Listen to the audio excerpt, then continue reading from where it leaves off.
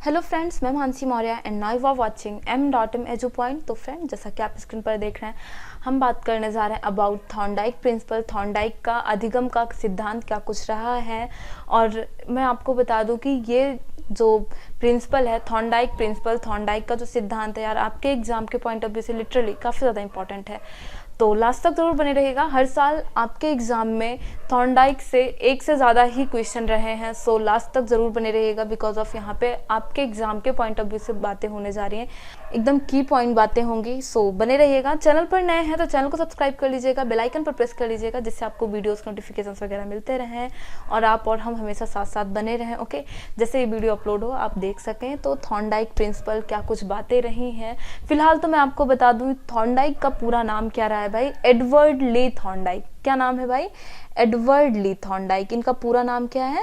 Edward ली Thorndike. और इनका जन्म हुआ था 1874 में। ओके, 9 अगस्त इन 1874। ओके, तो इनका जन्म हुआ था यूएसए में। अमेरिकन मनोवैज्ञानिक हैं एडवर्ड ली थॉर्नडाइक, अमेरिकन यूएसए के मनोवैज्ञानिक हैं। और मैं आपको बता दूं ऑब्वियसली अब यूएसए में है तो यूएसए की ही किसी जगह पे इनका जीवन बीता होगा। तो ऑब्वियसली इनका जो अगर बात की जाए तो इनका आधे से ज़्यादा जीवन जो है वो कैलिफोर्निया यूनिवर्सिटी में ही बीता है। कौन सी यूनिवर्सिटी भाई? कैलिफोर्निया यूनिवर्सिटी में ही बीता है। तो ऑब्वियसली यूएसए के हैं तो ऐसी ही किसी यूनिवर्सिटी में होंगे। और हाँ, यहाँ पे आप इनकी इमेज देख सकते हैं, ये है एडवर्ड ली थॉर्नडाइक, कुछ तेरे नाम वाली स्टाइल में, है ना। तो यहाँ पे कुछ बातें कर लेते हैं थॉर्नडाइक साहब से रिलेटेड। तो जैसा कि मैंने आपको बताया कि भाई इनका आधे से ज़्यादा जीवन कहाँ पे बीता है? कैलिफोर्निया यूनिवर्सिटी में। ओके, एंड ये अमेरिकन साइकोलॉजिकल एसोसिएशन के लीडर भी रह चुके हैं। तो अब अमेरिका से हैं, यूएसए से हैं, तो अमेरिकन साइकोलॉजी के ही लीडर रहेंगे। ओके, साइकोलॉजिकल एसोसिएशन के लीडर रहे। ओके, एंड बात की जाए तो ये एक प्रथम शैक्षिक मनोवैज्ञानिक थे, फर्स्ट एजुकेशनल साइकोलॉजी। तो दैट्स वाई इन्हें क्या कहा जाता है? Father of educational psychology. इन्हें इसी वजह से क्या कहा जाता है? Father of educational psychology. Okay, क्या कहा जाता है? Father of educational psychology.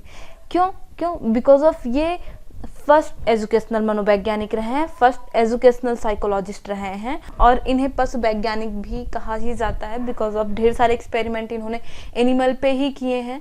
यहाँ पे हम बात भी करेंगे आगे, ढेर सारे एक्सपेरिमेंट इन्होंने एनिमल पे किए हैं। और फर्स्ट ऑफ ऑल लर्निंग की थ्योरी किसने दी थी भाई? फर्स्ट ऑफ ऑल लर्निंग की थ्योरी किसने दी थी? हमारे एडवर्ड थॉर्नडाइक ने। लर्निंग थ्योरी, अधिगम की थ्योरी, अधिगम का सिद्धांत। ओके, हम क्या पढ़ते हैं भाई? अधिगम का सिद्धांत किसने दिया था?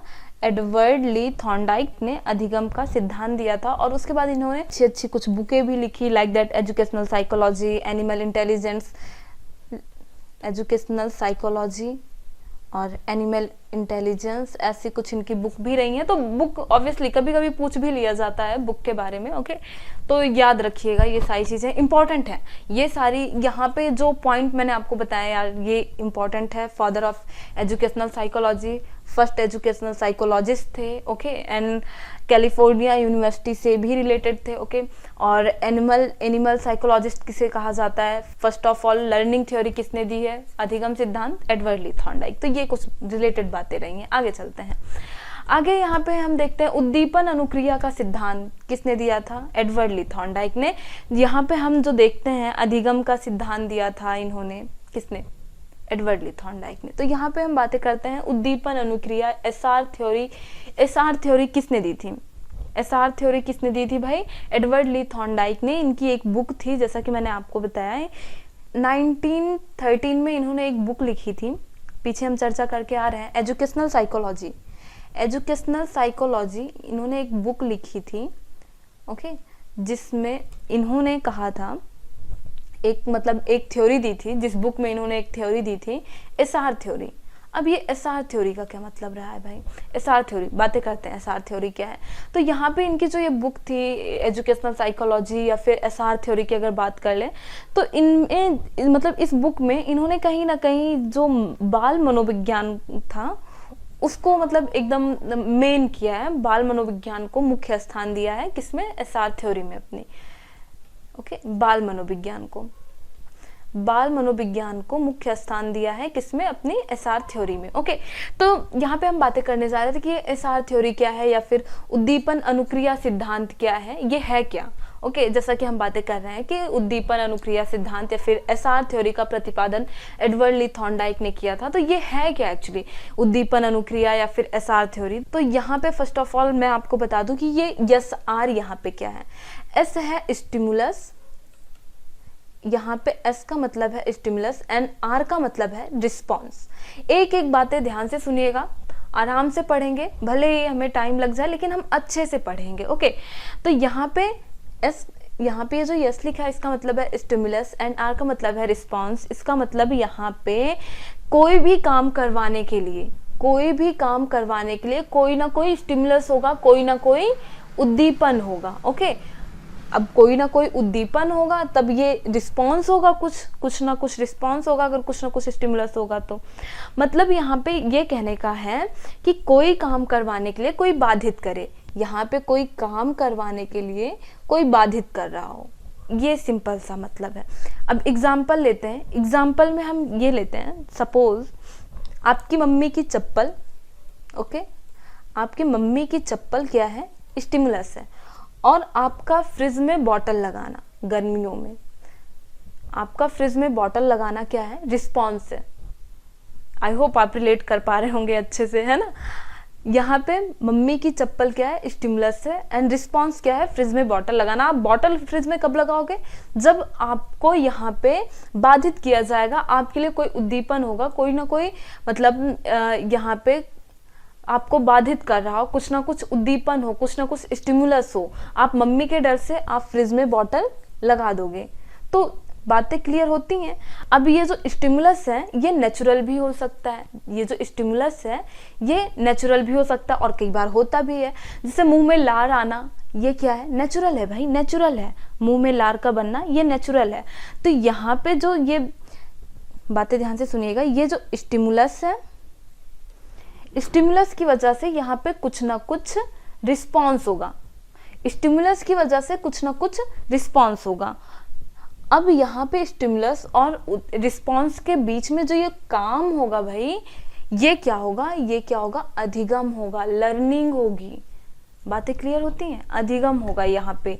तो ऐसे करके मिस्टर थॉर्नडाइक ने अधिगम का सिद्धांत दिया था। आगे बातें करते हैं, चीजें और क्लियर होंगी। ओके, तो यहाँ पे इन्होंने क्या कहा था, यहाँ पे इन्होंने कहा था इस सिद्धांत के अनुसार जब व्यक्ति के सामने एक उद्दीपक होता है, व्यक्ति के सामने जब एक उद्दीपक होता है तो वह उसे विशेष प्रकार की अनुक्रिया करने के लिए प्रेरित करता है।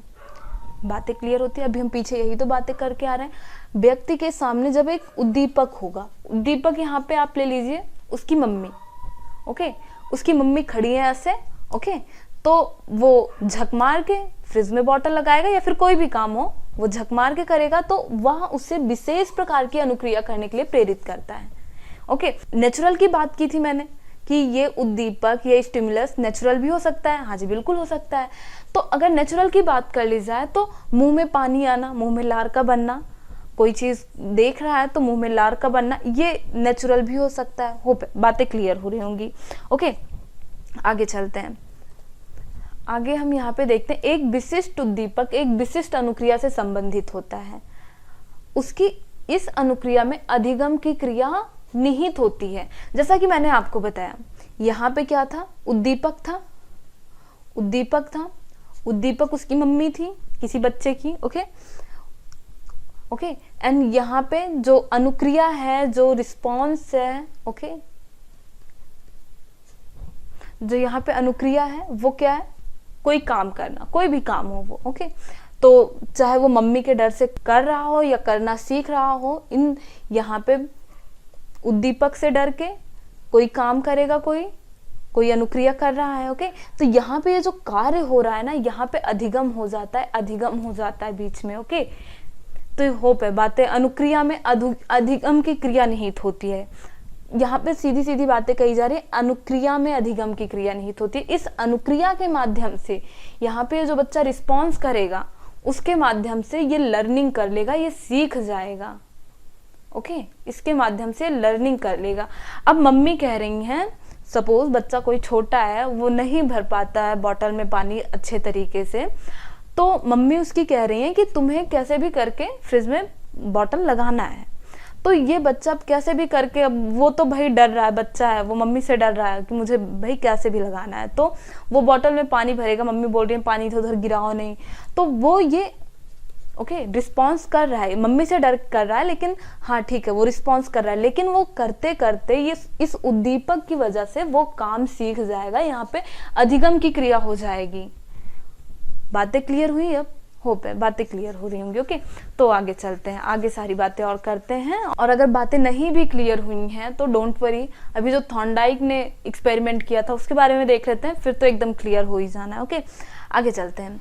इस सिद्धांत को निम्नलिखित नामों से जाना जाता है। ये पॉइंट भाई काफी ज्यादा इंपॉर्टेंट है, बिकॉज ऑफ यहाँ पे स्टूडेंट थोड़ा सा मतलब घूम जाते हैं, क्योंकि नाम अलग अलग करके पूछ लिया जाता है और फिर वहां पे ये हो जाता है कि अच्छा थॉर्नडाइक ने तो स्टिमुलस रिस्पॉन्स वाली थ्योरी दी थी, थॉर्नडाइक ने तो प्रयास एवं भूल का नियम दिया था। तो यहाँ पे आप ये देख लीजिए, ये जो एसआर थ्योरी है, उद्दीपन अनुक्रिया वाला जो सिद्धांत है, इसको हम और किस किस नाम से जानते हैं जिससे हमें प्रॉब्लम ना हो भाई एग्जाम में। ओके, तो यहाँ पे देख लीजिए, इसे हम साहचर्य सिद्धांत भी कहते हैं, एसोसिएशन थ्योरी। एसोसिएशन थ्योरी क्यों कहते हैं भाई? एसोसिएशन थ्योरी हम क्यों कहते हैं? क्योंकि देखो यहाँ पे हमने ये देखा, जो उद्दीपक होता है और जो अनुक्रिया होती है ये आपस में कोरिलेट करते हैं। जब कोरिलेट करते हैं, इनके बीच में एसोसिएशन होता है, तब जाके अधिगम की क्रिया होती है, तब जाके लर्निंग होती है। ओके, तो इसलिए हम इसे एसोसिएशन की थ्योरी कहते हैं, है ना। उद्दीपन और अनुक्रिया के मध्य, ओके, उद्दीपन मतलब स्टिमुलस एंड रिस्पॉन्स के बीच में जब एसोसिएशन होता है तब हम यहाँ पे लर्निंग होती है, तो इसलिए हम इसे साहचर्य का सिद्धांत, एसोसिएशन थ्योरी कह देते हैं। प्रयत्न एवं भूल का सिद्धांत, ट्रायल एंड एरर थ्योरी। बच्चा एक बार बॉटल में जब पानी भरता है तो उसे गिराता है अगल बगल, फिर धीरे धीरे करके गलतियां कम कर देता है ना। तो प्रयत्न एवं भूल का सिद्धांत, प्रयास एवं भूल का सिद्धांत, अणुवादी सिद्धांत, संबंधवाद सिद्धांत, ओके, सीखने का संबंध सिद्धांत, उद्दीपक अनुक्रिया का सिद्धांत। तो यहाँ पे भाई इसके इतने नाम हैं, देख लीजिए। और यहाँ पे मतलब ऐसे पूछ भी लिया जा सकता है कि सीखने का सिद्धांत किसने दिया था, साहचर्य सिद्धांत किसने दिया था, तो हम तो याद करके बैठे हैं कि उद्दीपक अनुक्रिया का सिद्धांत थॉर्नडाइक ने दिया था। लेकिन यहाँ पे अगर पूछ लिया जाए प्रयत्न एवं भूल का सिद्धांत किसने दिया था, वहां पे थॉर्नडाइक ऑप्शन होगा, लेकिन हम लगाएंगे नहीं, है ना, क्योंकि हमारे दिमाग में तो ये होगा कि थॉर्नडाइक ने तो उद्दीपन अनुक्रिया का सिद्धांत दिया था। तो इसलिए यहाँ पे ये छोटी छोटी गलतियां हो जाती हैं और नंबर खामोखा चला जाता है। तो ये रहा एक्सपेरिमेंट थॉर्नडाइक का। थॉर्नडाइक ने एक्चुअली क्या किया था एक्सपेरिमेंट में अपने, थॉर्नडाइक ने, जैसा कि आप यहाँ पे देख पा रहे हो, एक बॉक्स है जिसे हम पजल बॉक्स कह रहे हैं, एक बॉक्स है जिसमें यहाँ पे एक डूर है, ट्रैप डूर, और यहाँ पे एक स्ट्रिंग लगी है जिसपे एक लीवर है। ओके, तो ये जब लीवर ऐसे दबता है, यहाँ पे आप देख पा रहे हो, जब ये लीवर दबेगा तो ये गेट खुल जाएगा। और थॉर्नडाइक ने क्या किया था, यहाँ इसके ये देख पा रहे हो कि यहाँ पे बिल्ली दिख रही है, ये खिड़की टाइप में है, तो यहाँ पे थॉर्नडाइक ने इस भूखी बिल्ली को इसमें डाल दिया और यहाँ पे रख दिया, इसमें मछली रख दिया, ये इसका कटोरा है, यहाँ पे इसमें भोजन रखा है, एक मांस का टुकड़ा रख दिया थॉर्नडाइक ने। ओके, यहाँ पे मांस का टुकड़ा रख दिया, बिल्ली भूखी है और उसके सामने खाना रखा है, लेकिन वो खा नहीं सकती है क्योंकि वो बिल्ली इसके अंदर बंद है। तो बिल्ली अब खाना देख रही है तो मचल रही है, इधर उधर दुनिया भर की एक्टिविटी कर रही है, लेकिन दरवाजा नहीं खुल रहा है। तो बाई चांस, बाई लक कह लीजिए, उसका बिल्ली का जो पैर होता है वो लीवर पे पड़ जाता है। यहाँ पे जैसा कि आप देख रहे हैं, यहाँ पे ऐसे डोरी लगी है और जब ये ऐसे खिंचेगा तो ये ऑब्वियसली दरवाजा खुल जाएगा। तो बिल्ली जब इधर उधर की एक्टिविटी करती रहती है तो बाई चांस उसका पैर लीवर पे पड़ जाता है और दरवाजा खुल जाता है, तो बिल्ली बाहर आती है और मांस का टुकड़ा खा लेती है। तो थॉर्नडाइक फिर से यही प्रयास करते हैं, तो थॉर्नडाइक फिर से यही मतलब अपनाते हैं, यही एक्सपेरिमेंट फिर से करते हैं। बिल्ली खा के जब मतलब अपना पेट भर लेती है तो थॉर्नडाइक फिर से बिल्ली को उसी पजल बॉक्स में डाल देते हैं, जो बॉक्स ये आप देख रहे हो, थॉर्नडाइक बिल्ली को फिर से इसी पजल बॉक्स में डाल दिए। तो बिल्ली फिर से दुनिया भर की एक्टिविटी करती है, तो उसका पैर लीवर पे पड़ता है, दरवाजा खुल जाता है, बिल्ली आके खा लेती है। तो बिल्ली को धीरे धीरे चीजें समझ में आने लगी कि अच्छा दरवाजा यहाँ से खुल रहा है।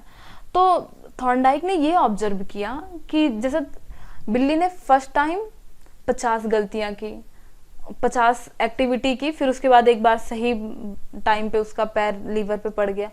सेकेंड टाइम में बिल्ली ने 45 बार गलतियां की।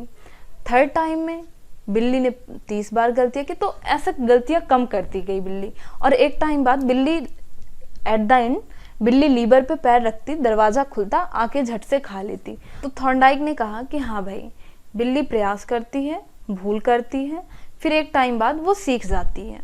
तो ये यहाँ पे ऐसे लर्निंग हो गई, बिल्ली सीख गई, मतलब बिल्ली दरवाजा खोलना सीख गई ट्रायल एंड एरर के माध्यम से।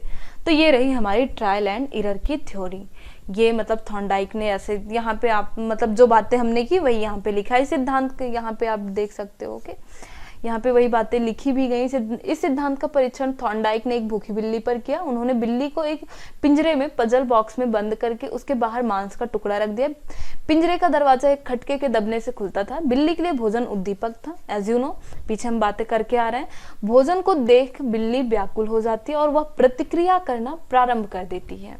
ओके, अब यहाँ पे होप बातें समझ में आ रही है। यहाँ पे उद्दीपक क्या था भाई, स्टिमुलस क्या था, बिल्ली का भोजन।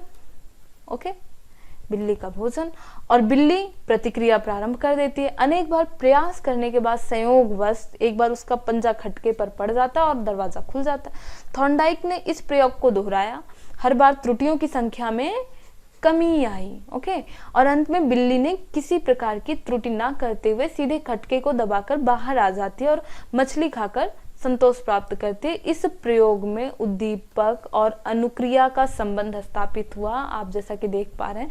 SR theory, stimulus and response. Suppose अगर यहाँ बाहर मांस का टुकड़ा ना रखा होता और बिल्ली भूखी ना होती, तो बिल्ली चुप मार के इसी पजल बॉक्स में बैठ जाती। क्या वो दुनिया भर की एक्टिविटी करती इस मांस को खाने के लिए? नहीं ना। तो इसलिए यहाँ पे इन्होंने कहा भाई कुछ ना कुछ स्टिमुलस का होना जरूरी है, कुछ ना कुछ स्टिमुलस का होना जरूरी है।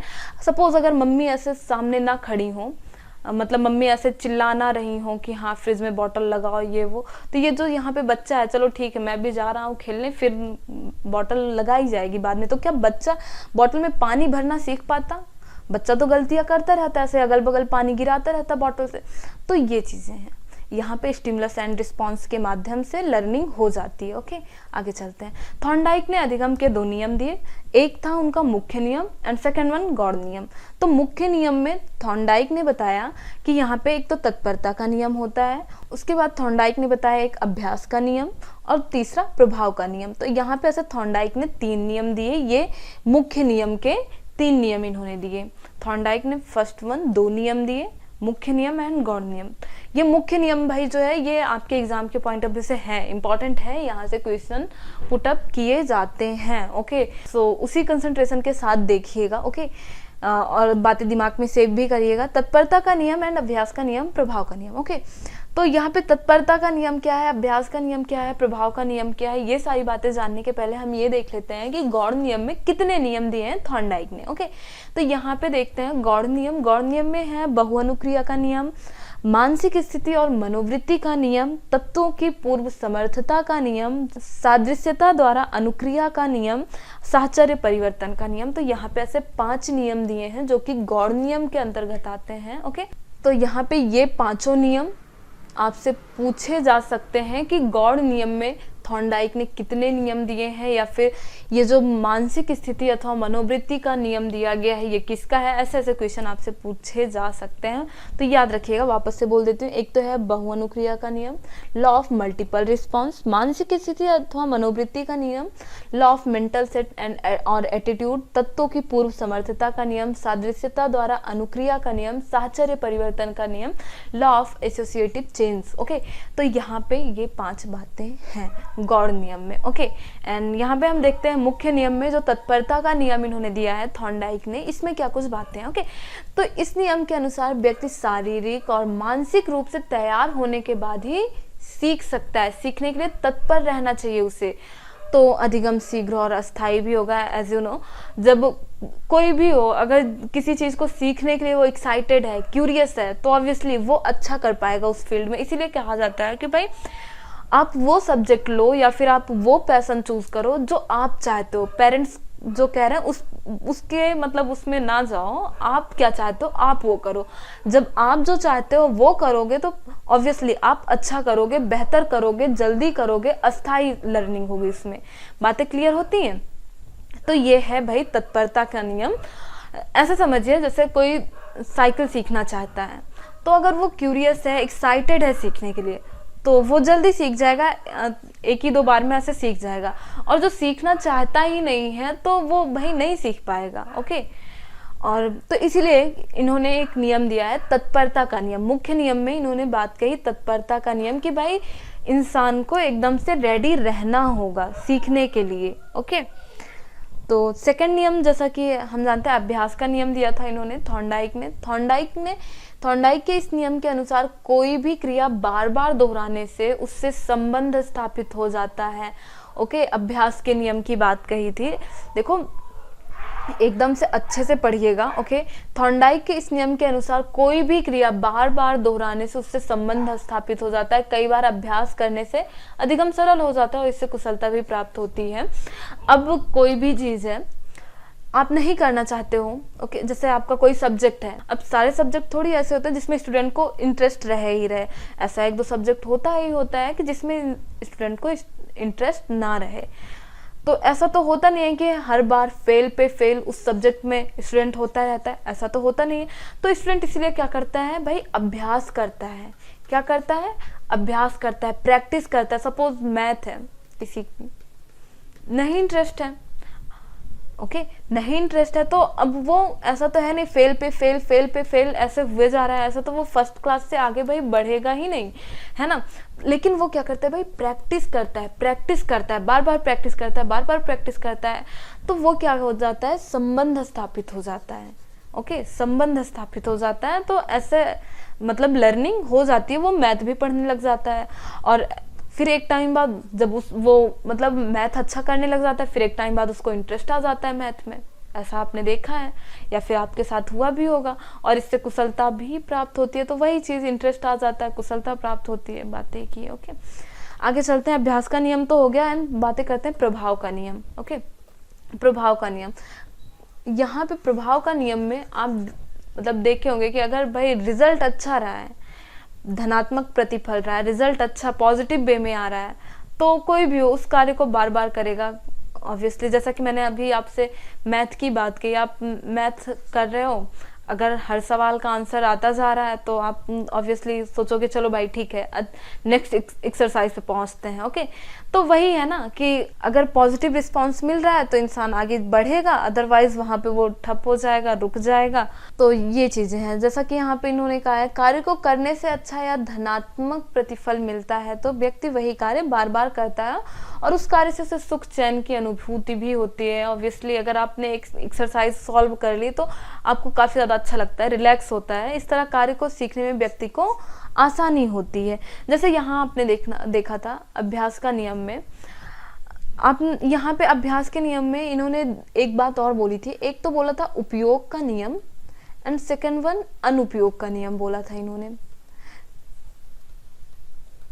इन्होंने कहा था, थॉर्नडाइक ने कहा था कि आप जैसे किसी चीज से ज्यादा रिलेट कर रहे हो, किसी चीज का अभ्यास बार बार कर रहे हो, तो वो आप सीख जाओगे, अच्छे से सीख जाओगे। ये तो रहा उपयोग का नियम। अनुपयोग के नियम में इन्होंने कहा था कि अगर कोई भी काम है, अगर आप अभ्यास नहीं कर रहे हो तो वो आप भूल जाओगे।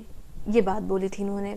जैसे कि आप यहाँ पे अनुपयोग का नियम, अब जैसे देखिए आप फर्स्ट क्लास में थे जब, तो आपको तो ये याद नहीं होगा। जब आप फर्स्ट क्लास में थे तो आपकी क्लास में कौन कौन है ये आपको बहुत अच्छे तरीके से पता था कि हाँ, आपको सबका नाम भी याद था। लेकिन अब फर्स्ट क्लास का स्टूडेंट अब आके आपसे अभी मिले, ओके, फर्स्ट क्लास का स्टूडेंट, या फिर अगर 10 साल बाद भी मिलता तो जरूरी तो नहीं था कि आप अपनी क्लास के हर बच्चे को पहचान लो। लेकिन उस टाइम क्या था, आप डेली मिलते थे, रोज मिलते थे, तो सबका चेहरा देखने का अभ्यास हो गया था, सबको जानते थे आप। लेकिन यहाँ पे ये उपयोग में नहीं है, आप सबको देख नहीं रहे हो, सबसे बातें नहीं हो रही हैं। तो ये बता रही हूँ कि अगर इंसान को भूल सकता है तो कोई काम तो ऑब्वियसली वो इजिली भूल जाएगा। बातें क्लियर होती हैं? तो ये बातें कुछ रही हैं। ओके, तो फ्रेंड्स उम्मीद करती हूँ यहाँ पे ये सारी बातें आपको समझ में आई होंगी। मुख्य नियम से ज़्यादा ही क्वेश्चन पूछे जाते हैं, दैट्स वाई मैंने यहाँ पे मुख्य नियम के बारे में बात कर लिया। एंड गौड़ नियम, ये 5 नियम आप जरूर याद रखिएगा जो मैंने आपको बताया। बहुअनिक क्रिया, मानसिक स्थिति, तत्वों की पूर्व समर्थता का नियम, सादृश्यता अनुक्रिया का नियम, साहचर्य परिवर्तन का नियम, ये 5 बातें याद रखिएगा, हो जाएगा। ओके, सो फ्रेंड्स उम्मीद करती हूँ सारी बातें क्लियर हुई होंगी, सारी बातें समझ में आई होंगी। एंड यार बातें समझ में आई हैं तो कमेंट बॉक्स में ज़रूर बताइएगा, वीडियो को लाइक करिएगा। एंड मिलते हैं नेक्स्ट वीडियो में। If you want to more videos so friends like and subscribe m.m edu point। Bye bye, मिलते हैं नेक्स्ट वीडियो में। ओके।